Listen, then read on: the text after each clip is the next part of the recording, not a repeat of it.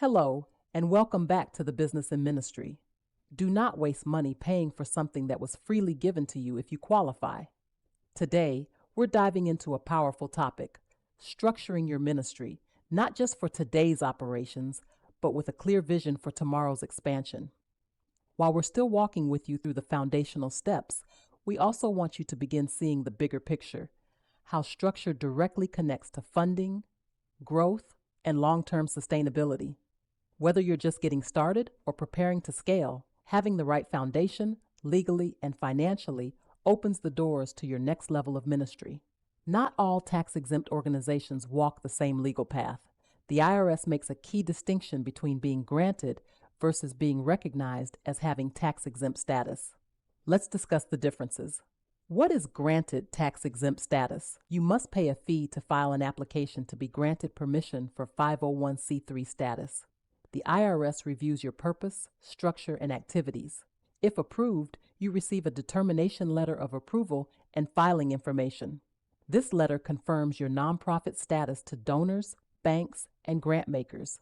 Without this letter, your nonprofit cannot legally claim 501c3 status, and donors cannot legally claim deductions. Recognized tax-exempt status is automatic for qualified churches. Under the Internal Revenue Code, IRC, Section 508C1A of the Internal Revenue Code, churches are automatically recognized as tax-exempt as long as they meet the IRS definition of a church. That means churches do not have to apply for 501c3 status, nor pay federal income taxes. Donors can write off tax-deductible contributions. However, this recognition is based on structure and activity, not paperwork. What is 508C1A? And why is it important?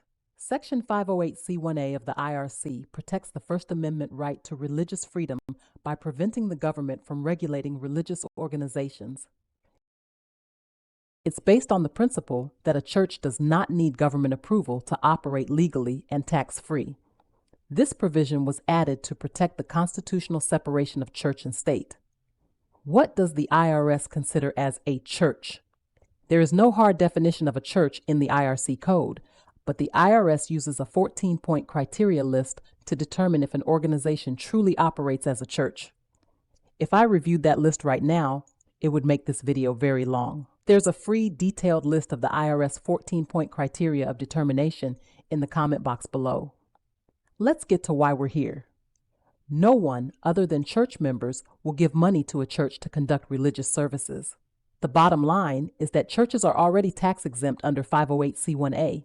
Therefore, filing for 501c3 is a waste of money. As a church, I'm sure you're feeding the hungry or mentoring teens. That's a nonprofit. And those efforts should be structured accordingly. The church should operate separately from the outreach efforts to be more effective and gain stronger financial support from the community. An IRS determination letter proves that your organization is officially recognized as tax-exempt under 501c3. This letter increases credibility and assures cautious donors that their contributions are tax-deductible under federal law. Separating your church and outreach entities provides clarity, strengthens accountability, and opens the door to broader funding opportunities. In Luke 19:12-13, Jesus shares, "A certain nobleman went into a far country to receive for himself a kingdom, and to return. And he called his 10 servants, and delivered them 10 pounds, and said unto them, Occupy till I come." How does a king occupy? By gaining territory.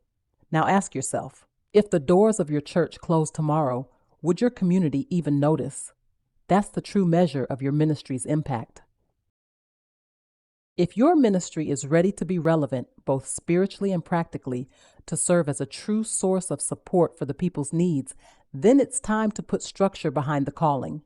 Luke 10:2 says, "He told them, The harvest is plentiful, but the workers are few. Ask the Lord of the harvest, therefore, to send out workers into his harvest."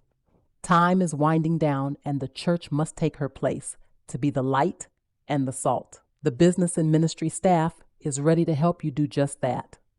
We hope you're considering the information that was shared here. My time before you is up, and I thank you for yours. Choose the thumbs up button, share this information, and subscribe to the Business and Ministry channel. Until next time, God bless.